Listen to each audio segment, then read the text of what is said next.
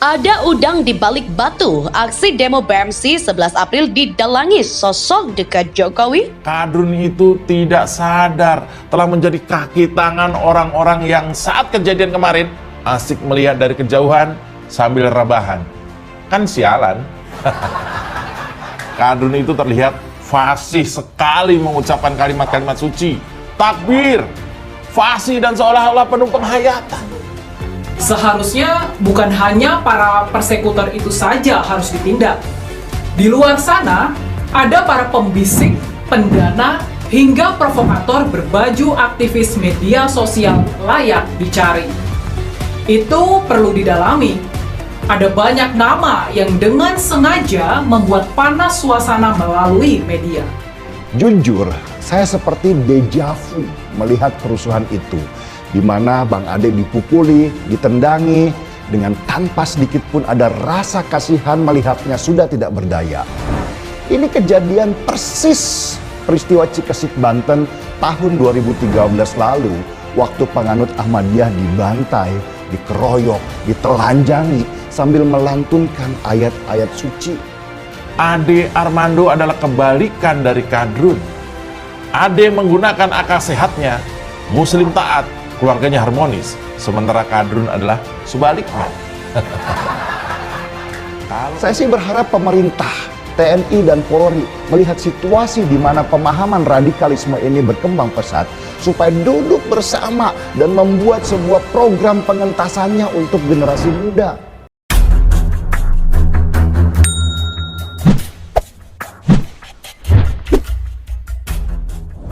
Direktur Eksekutif Lembaga Kajian Anak Bangsa atau LKAB Rudik S. Kamri mengungkapkan kecurigaan terkait demo 11 April yang dilakukan oleh mahasiswa. Rudi menduga ada dalang yang mengatasnamakan BMC untuk menyerang Presiden Joko Widodo. Rudi curiga dengan tuntutan yang dibawa oleh para mahasiswa dalam demo itu. Jika menuntut penundaan pemilu atau masa jabatan presiden diperpanjang, yaitu harusnya ke MPR RI bukan Presiden Jokowi. Jadi serangan ini seperti ada yang desain, kata Rudi. Dia menjelaskan Presiden Jokowi juga telah menolak terkait wacana penundaan pemilu dan perpanjangan jabatan.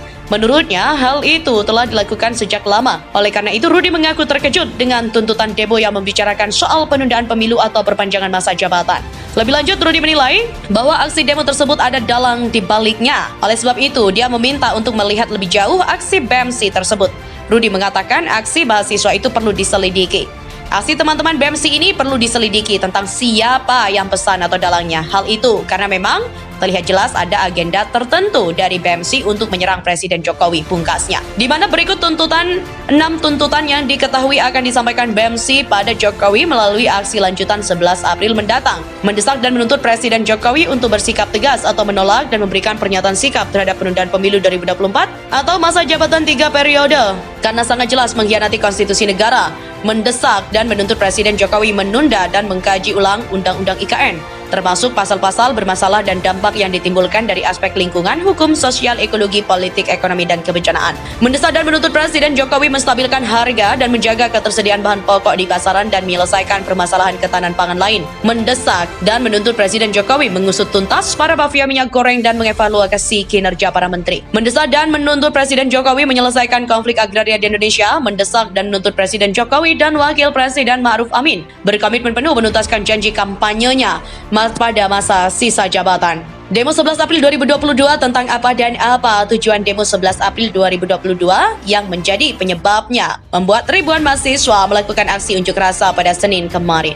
Demo 11 April tentang beberapa masalah yang setidaknya ada 6 poin yang mahasiswa ajukan, sehingga tujuan demo 11 April 2022 agar pemerintah merespon aspirasi mahasiswa bergabung dalam BEMS ini. Sebenarnya, tuntutan demo 11 April 2022 dipicu oleh adanya orang di lingkaran Jokowi untuk mewacanakan adanya presiden 3 periode. Kemudian ada tentang penundaan pemilu yang terus digembar-gemborkan dengan berbagai alasan sehingga mahasiswa marah dan melakukan aksi demo. Dan inilah selengkapnya isi tuntutan dari demo mahasiswa 11 April 2022, di mana berikut 6 tuntutan yang diketahui akan disampaikan BMC pada Jokowi melalui aksi lanjutan 11 April mendatang. Mendesak dan menuntut Presiden Jokowi untuk bersikap tegas atau menolak dan memberikan pernyataan sikap terhadap penundaan pemilu 2024 atau masa jabatan 3 periode. Karena sangat jelas mengkhianati konstitusi negara, mendesak dan menuntut Presiden Jokowi menunda dan mengkaji ulang Undang-Undang IKN, termasuk pasal-pasal bermasalah dan dampak yang ditimbulkan dari aspek lingkungan, hukum, sosial, ekologi, politik, ekonomi, dan kebencanaan. Mendesak dan menuntut Presiden Jokowi menstabilkan harga dan menjaga ketersediaan bahan pokok di pasaran dan menyelesaikan permasalahan ketahanan pangan lain. Mendesak dan menuntut Presiden Jokowi mengusut tuntas para mafia minyak goreng dan mengevaluasi kinerja para menteri. Mendesak dan menuntut Presiden Jokowi menyelesaikan konflik agraria di Indonesia. Mendesak dan menuntut Presiden Jokowi dan Wakil Presiden Ma'ruf Amin berkomitmen penuh menuntaskan janji kampanyenya pada masa sisa jabatan. Dari 6 tuntutan itu, mahasiswa berharap untuk segera pemerintah memenuhi tuntutan tersebut sehingga tujuan dari para pendemo 11 April 2022 agar memberikan warning kepada pemerintah dan juga melaksanakan apa yang menjadi tuntutannya. Jokowi sendiri sehari sebelum demo mahasiswa digelar melakukan rapat dengan para kepala daerah dan rapat itu dijelaskan tidak ada penundaan pemilu. Presiden dalam pemimpin rapat pemilu dan pilkada serentak 2024 pada Minggu 10 April 2024. Dalam itu dihadiri oleh Menko Polhukam Mahfud MD, Menko PMK Muhadjir Effendi, Menko Perekonomian Erlangga Hartarto, dan Menko Kemaritiman dan Investasi Luhut Binsar Panjaitan. Lalu Menteri Dalam Negeri Tito Karnavian, Menkumham Yasona Lauli, Menpan RB, Mensesnek Pratikno, dan Seskap Pramono Anung.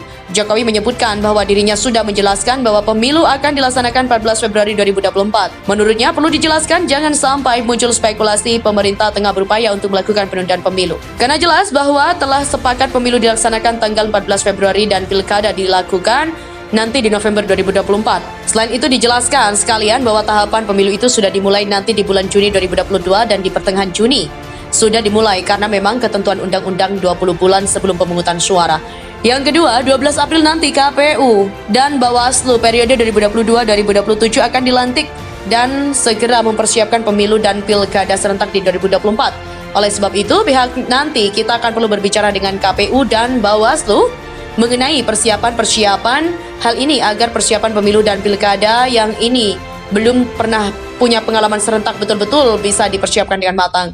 Kemudian yang ketiga, hal ini agar segera dikejar juga penyelesaian payung hukum regulasi yang dibutuhkan untuk pemilu dan juga pilkada serentak 2024. Ini agar dia meminta kepada Menko Polhukam komunikasi yang intens dengan DPR RI dan juga KPU sehingga perencanaan programnya bisa didetailkan lebih detail lagi dan sehingga regulasi yang ada disusun tidak multitafsir dan nanti bisa menimbulkan perselisihan di lapangan.